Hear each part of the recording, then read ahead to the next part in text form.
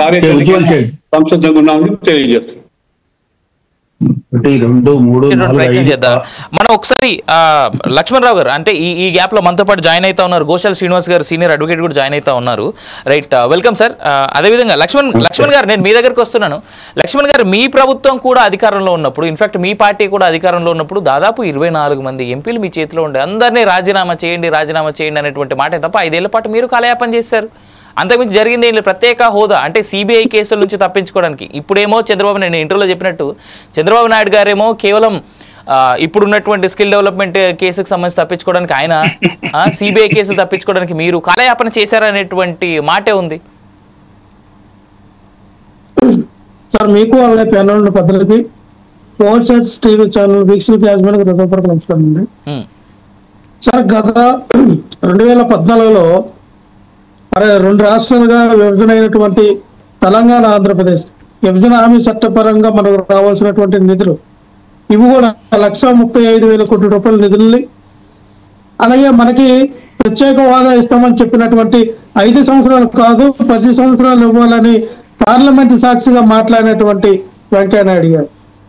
ఇవన్నీ సరే, ఎన్డీఏ కూటమి పరిపాలన ఉంది, ఎన్డీఏ కూటమి పరిపాలిస్తూ ఉంది ఆంధ్రప్రదేశ్లో, చంద్రబాబు నాయుడు గారి నాయకత్వం సీఎంగా ఉన్నారు, ఈయన సాధిస్తారు అని అనుకుంటే ఓటుకి నోటు కేసు విషయంలో మరి తెలంగాణ స్టేట్ని మనం వదిలి ఇక్కడ రావడం జరిగింది.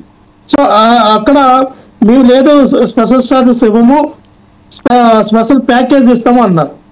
సార్, దానికైనా చంద్రబాబు నాయుడు గారు ఓకే చెప్పి స్పెషల్ ప్యాకేజ్ ఇవ్వండి అంటే మరి ఆ రోజున స్పెషల్ స్టాటస్ పోయింది, స్పెషల్ ప్యాకేజ్ కూడా పోయింది. ఇంతవరకు కూడా ఎన్డీఏ కూటమిలో ఉన్నప్పుడు అదేది కూడా సాధ్యం అవ్వాలి. సరే, మేము 2019-24 మధ్య మేము అధికారంలోకి వచ్చినప్పుడు ఇదే జగన్మోహన్ రెడ్డి గారు మాకు స్పెషల్ స్టాటస్ కావాలని ఆ రోజున నరేంద్ర మోడీ గారిని ఎన్డీఏ కూటమిని అడిగితే, అప్పుడు వాళ్ళకున్నటువంటి పార్లమెంట్లో బలం ఏదైతే బలం ఉందో, మరి మనకున్నటువంటి 24 ఎంపీలు అయినా సరే మరి మన ఎంపీల అవసరం వాళ్ళకి లేకపోయినా వాళ్ళు మన మాటని పక్కన పెట్టే ధోరణి మొదలు పెట్టారు. ఎందుకంటే ఇప్పుడు మంచి అవకాశం అండి. ఈ రోజున చంద్రబాబు నాయుడు గారికి మంచి అవకాశం వచ్చింది. స్పెషల్ స్టాటస్ కావాలన్నా, ప్రత్యేకమైన ప్యాకేజ్ తీసుకోవాలన్నా వీళ్ళకి మంచి అవకాశం ఉంది. కానీ ఎందుకని అడగట్లా, దేనికి అడగట్లేదు, ఎందుకు మీరు ఆ రకంగా ఫైట్ చేయట్లేదు? మేమంటే మా బలాన్ని వాళ్ళు వినియోగించుకోలేదు, మేము అడిగినా సరే మన మాటని పక్కన పెట్టిన పరిస్థితులు ఏర్పడి మా ఎంపీలందరూ కూడా రాజ్యసభ ఎంపీలు కానీ వాళ్ళ పార్లమెంట్లో కానీ రాజ్యసభలో కూడా చాలా సార్లు అడగడం జరిగింది. ఆంధ్రప్రదేశ్కి విభజన హామీ చట్టంలో ఇచ్చినటువంటి నిధులు కేటాయించండి, ప్రత్యేక హోదా కేటాయించండి అని మా ఎంపీలు మాట్లాడడం జరిగింది. కానీ దాన్ని ఎక్కడ కూడా సీరియస్నెస్ గా మరి బీజేపీ తీసుకోలేదు. మరి ఈ రోజు చూస్తే మీకు అవకాశం ఉంది. పవన్ కళ్యాణ్ గారు ఒక పక్కన స్పెషల్ స్టాటస్ అన్నారు, ఒక పక్కన చూస్తే చంద్రబాబు నాయుడు గారు తీసుకొస్తారని చెప్పి మరి వాళ్ళిద్దరు కూడా ఇదే బీజేపీతో స్పెషల్ స్టాటస్ కానీ ప్యాకేజ్ కానీ ఇవ్వలేదని కదా ఆ రోజున మోడీ గారిని అమిత్ షా గారిని వాళ్ళు తిట్టారు.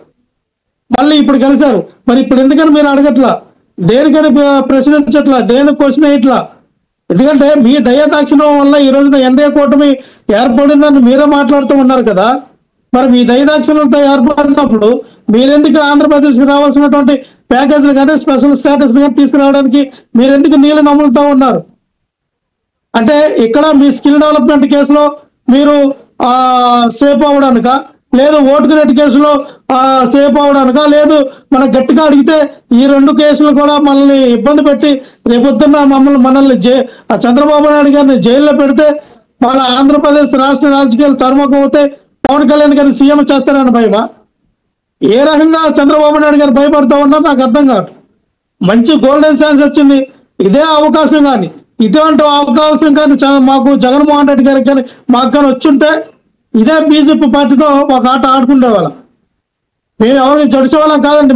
కిందసారి ఉన్నారు వీళ్ళందరూ కూడా జగన్మోహన్ రెడ్డి గారి బెయిల్ కోసం, జగన్మోహన్ రెడ్డి గారి కేసులు మాఫీ చేసుకోవడం కోసం మాత్రమే మోడీ గారిని సెంట్రల్ గవర్నమెంట్కి వెళ్ళారండి.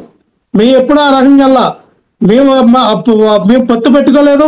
ఒకవేళ మేము సపోర్ట్ చేసినా వాళ్ళు రాజ్యసభలో కానీ పార్లమెంట్లో కానీ ఎటువంటి బిల్లు పెట్టినా దానికి మేము సపోర్ట్ చేసినా రాష్ట్ర ప్రయోజనాల దృష్ట్యా రాష్ట్ర అభివృద్ధి దృష్టిలో పెట్టుకొని మన రాష్ట్రానికి రావాల్సినటువంటి నిధులు తీసుకోవడానికి కేవలం మనం సపోర్ట్ చేయడం జరిగిందే తప్ప ఎక్కడ కూడా జగన్మోహన్ రెడ్డి గారి యొక్క వ్యక్తిగత కారణాలతోనో లక్ష్మణ్ గారు మళ్ళీ మాట్లాడిస్తా మీతో. ఇక్కడ ఒకటి రాష్ట్ర ప్రయోజనాలు అనేటువంటి మాట, రాష్ట్రం 5 ఏళ్ళు గత 10 ఏళ్ల పాటు నిజంగానే బీజేపీ